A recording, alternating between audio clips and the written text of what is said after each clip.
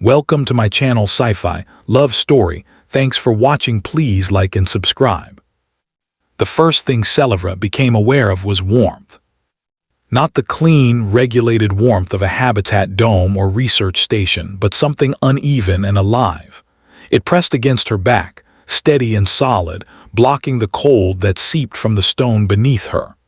For a moment she floated in that warmth, half asleep, thinking she was still in her bunk, wrapped in thermal fabric. Then she heard breathing. Slow, controlled, close enough that the faint movement stirred the sensitive skin near her ear. Her eyes snapped open.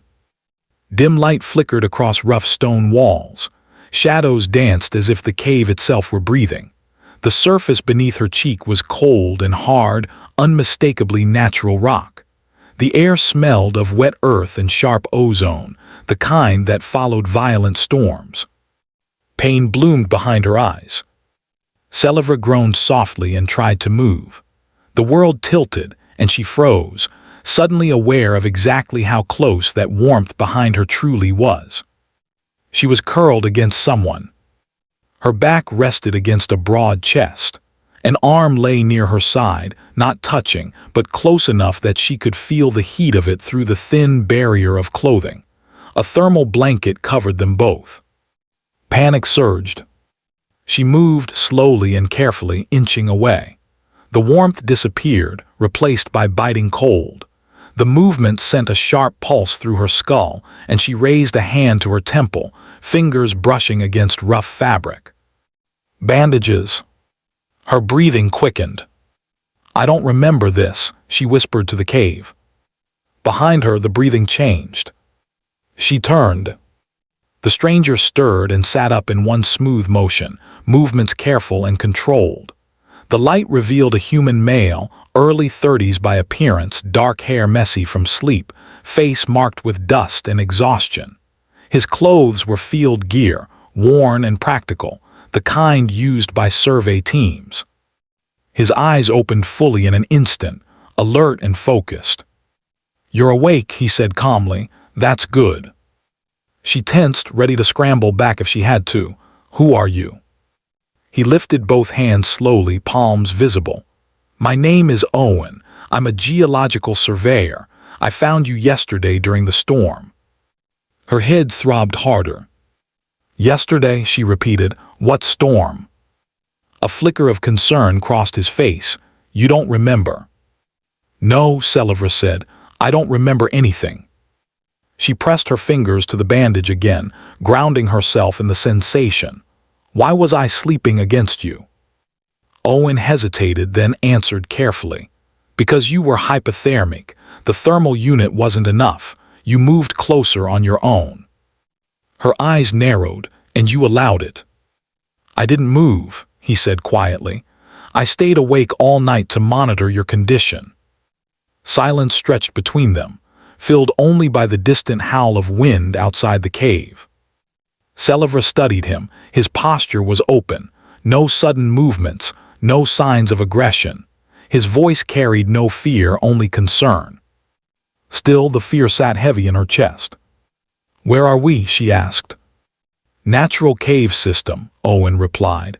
"About 15 kilometers from the nearest settlement. A Category 6 electrical storm hit the region. Communication went down." She swallowed. "And my injury?" "You fell," he said. "Hit your head on rock. You were conscious but confused when I found you." Fragments of memory stirred, but none connected.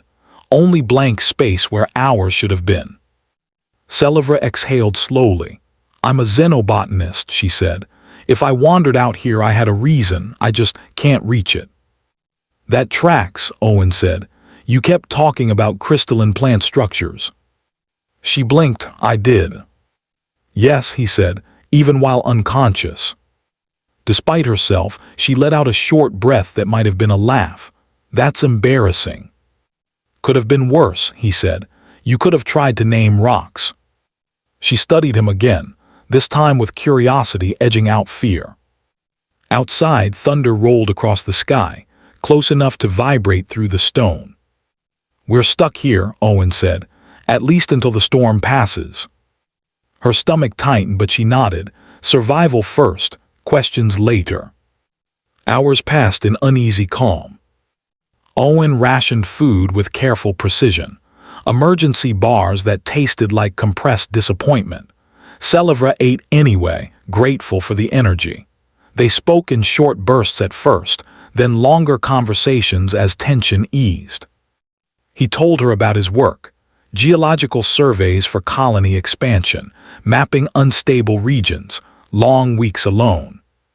She told him what she could remember of hers, studying plants that should not exist, vegetation growing in toxic soil, infused with crystal structures instead of organic fibers. Life always finds a way, Owen said, even when the universe says no. She nodded, especially then. As night returned, the temperature dropped sharply. The thermal unit hummed, but it wasn't enough. Selivra hesitated. "We need to conserve heat," she said, logically. Owen met her gaze. "I'll take the colder side." "That's inefficient," she replied, "and dangerous." He sighed. "You're sure?" "I trust you," she said, surprising herself with how easily the words came. They arranged themselves near the heat source, leaving space between them. Selivra wrapped herself in the blanket, hyper-aware of the human presence beside her. Sleep crept in slowly. At some point, without realizing it, she shifted closer. Morning light filtered into the cave. Selivra woke warm again. Too warm. She froze. She was pressed against Owen's side, her head resting against his shoulder. His arm lay loosely around her, not holding, but shielding her from the cold air that crept along the stone. He was awake. "Morning," he said quietly. She pulled back, face burning. "I didn't." "It's okay," he said quickly. "You moved in your sleep." She sat up, embarrassed and confused. "Why does my body trust you?" Owen didn't answer right away. Instead, he looked thoughtful, almost troubled. "That," he said slowly, "is something I was hoping to ask you." Before she could respond, a low rumble echoed through the cave, not thunder. Something else. Owen stood and moved to the entrance, peering out. "The storm's breaking," he said. "We should get signal soon." Relief washed through her, followed by an unexpected sense of loss. "Owen," she said, "you said you recognized something about me." He turned back, expression serious. "Not you exactly, something familiar from a long time ago." Her heart skipped. "What do you mean?" Before he could answer, the communicator on his belt crackled. Static, then a voice. "Survey unit, this is Rescue Command. We have your signal, hold position." Owen closed his eyes briefly, then looked at her. "Looks like we're not stuck anymore." Selivra nodded. But deep inside, something twisted. Because she knew, somehow, that when they left this cave, answers would come. And not all of them would be simple. Selivra and Owen stepped carefully out of the cave, the storm finally weakening to scattered gusts that rattled loose stones across the cliffside. The world smelled of ozone, wet earth, and scorched minerals. A scent that spoke of chaos survived in nature's stubborn resilience. Even as relief coursed through her, Selivra's thoughts were tangled, a storm within the storm of her own memories and the strange familiarity that clung to Owen like an invisible tether. The rescue team's hovercraft hovered at the edge of the ravine, stabilizing against the lingering winds. Lights scanned the terrain in harsh white beams, cutting through the gray remnants of the storm. Owen signaled them down, and the craft's mechanical hum grew louder as they descended. Selivra kept her eyes on Owen. She didn't understand the pull that her body had recognized even when her mind had failed. The warmth she had sought in the cave had been more than physical. It had been instinct, a recognition older than thought, deeper than reason. The rescue technician aboard the hovercraft greeted them with clipped efficiency. "Status check. Injuries." Selivra lifted her hand to her temple, touching the bandage. "Moderate concussion, that's all." "Lucky," the tech said. Could have been worse. We'll run full diagnostics once we reach the medical facility. Owen gave a brief nod. And I'll submit the environmental and terrain assessment. Selivra caught the faint tension in his voice, the way he measured each word. He had spent hours awake, watching over her, making calculations in the silence of the cave. A human operating with precision under extreme conditions. Not a machine, not a guardian angel, just a man. The hovercraft rose above the jagged cliffs and into clearer air. Selivra's mind finally had room to breathe. She tried to piece together the missing day, the fall, the storm, the cold, the unknown hours that her consciousness had abandoned her. And then, unexpectedly, flashes of older memory emerged. A child, 8 years old, her mother's hand gripping hers as alarms rang through the station corridors. Shouts, panic, the smell of overheated circuits and fear. Gravity fluctuating, falling, arms wrapping around her small body. A voice, "Hold on, I've got you, you're safe now." Her throat constricted. She had known this man before, not consciously but deeply. Some part of her had always known him. Owen. She turned to look at him. His profile was sharp against the orange morning light. Still human, still real. I remember, she whispered, more to herself than him. He looked at her, curious, cautious. Remember what? Selivra took a shaky breath. You saved me. 15 years ago during the evacuation. My shuttle, it malfunctioned. You caught me. Owen's face shifted, first surprise, then the slow pull of realization, and finally something softer, almost reverent. I was 19, he said quietly, fresh out of training. I remember the day. You were so small, clutching your mother's hand. Tears welled in Selivra's eyes. I promised then I'd remember you. I tried. I wanted to thank you properly. You did, Owen said, his voice low. Even if you didn't know it. Your body remembered when your mind couldn't. That night in the cave, your subconscious fulfilled a 15-year-old promise. The craft descended toward the settlement's medical bay, its landing gear grinding against the tarmac. Selivra felt the weight of normalcy pressing against her, and she realized she didn't want to lose this strange, improbable connection now that it had been rediscovered. Inside the medical bay, the personnel were methodical, professional. Neural scans, vital checks, questions about the fall and the missing day. Selivra answered as clearly as she could, though her head still throbbed and her thoughts flickered like a disrupted data feed. Meanwhile, Owen stood nearby, answering questions about the terrain, the storm, and her condition. Selivra kept catching his eyes in the gaps between procedures. The warmth she had sought instinctively was still there, only now framed by calm and steadiness instead of panic. Once the checks were complete, she finally spoke. Owen, why did my body trust you? He exhaled slowly. Because it recognized safety. Not consciously, but deep down, a marker your brain never forgot, even after all these years. She swallowed, even when I didn't remember anything from yesterday or why I was out there. Especially then, he said. Instinct doesn't rely on memory. It relies on experience, on lessons your mind doesn't always record. Your body knew what mattered. The words settled over her like a quiet revelation. 15 years. One life saved, one promise kept, and now, by chance or fate, history had repeated itself. Over the next few days, Selivra and Owen recovered from the storm and the fall, each immersed in the restoration of normal life while maintaining a cautious connection.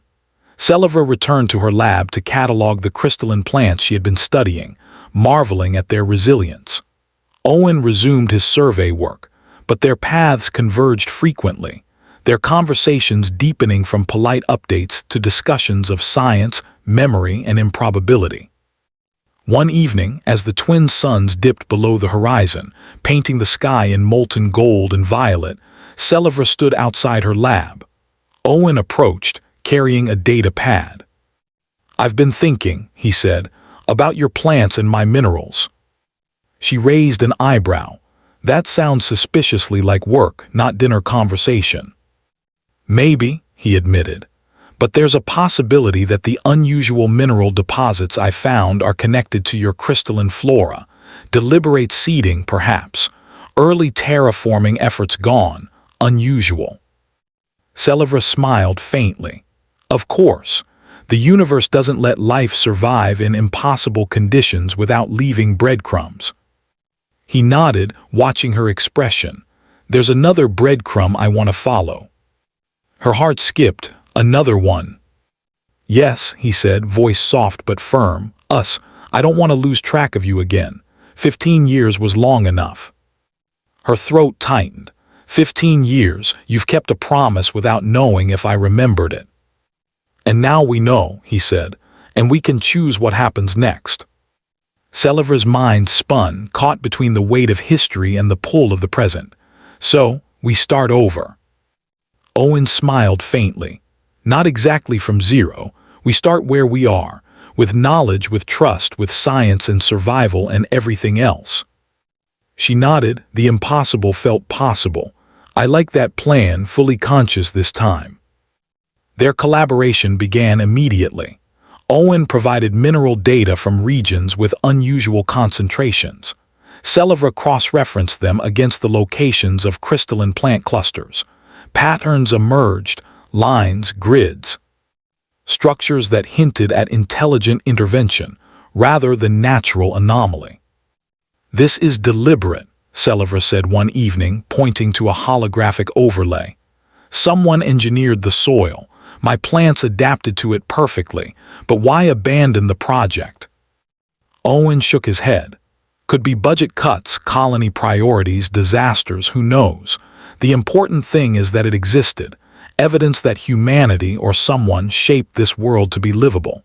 HFY at its core, people creating life where the universe said no. Selivra stared at the hologram, then back at Owen. And you saved lives in ways we couldn't see, twice, 15 years apart. That counts as HFY2. He laughed quietly, eyes reflecting the glow of data streams. I suppose it does. Makes one appreciate the strange poetry of survival. The next weeks passed in careful routine. They traveled to survey sites together, facing unstable cliffs, mineral-rich deserts, and hidden crystal forests.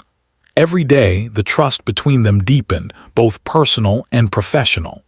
Selivra marveled at Owen's steady presence, his ability to navigate risk without panic, to prioritize life over protocol when necessary. He marveled at her curiosity, her ability to see patterns in impossible flora, to treat plants that should have died as vital clues in a greater puzzle. One evening, after long hours documenting an area of unusually radiant crystal growth, they sat at the edge of a plateau overlooking the settlement below. You know, Owen said quietly, I almost didn't recognize you in the cave. My subconscious wanted to, but my eyes saw only someone I didn't know. Yet somehow, your body found me anyway. Selivra chuckled softly, and I thought I was just a clumsy, unconscious disaster. You were more than that, he said. You were instinct, trust, memory folded into muscle and warmth. That's impressive. And you, she asked, eyebrow raised. You stayed awake all night monitoring someone you barely knew. That's impressive too. He looked at her, his expression softening. Maybe humans aren't perfect, he said, but we try. Sometimes it's enough. Selivra's gaze met his. The years, the storms, the improbable coincidences, they all converged into one undeniable truth. Trust could be deeper than memory. Courage could manifest in small choices, and life, human life, could endure, create, and flourish in defiance of the universe's expectations. They stood side by side, watching the settlement lights twinkle below. Somewhere in the distance, a soft wind whispered through the mineral forests, carrying the faint scent of crystalline flora, a reminder that life always adapts, always survives. Owen reached for her hand. Selivra took it without hesitation. No words were needed. They had found each other twice. History, memory, and instinct had guided them here, And now, with both fully aware, fully alive, and fully conscious, the possibilities stretched before them like the stars overhead. Together, they descended toward the settlement, ready to face the future, to study, to survive, to live. And somewhere in the quiet spaces between calculated risk and human courage, they understood the truth of humanity. Even when faced with impossible odds, people endure. People create. People save one another. And sometimes improbability itself becomes a bridge, connecting past and present, danger and safety, consciousness and trust. Selivra looked at Owen, and the past 15 years, the storms, the accidents, the science, all converged into a simple realization. Some promises, no matter how improbable, always keep themselves. And in that truth, she felt the deep, unshakable certainty of being exactly where she belonged. The end.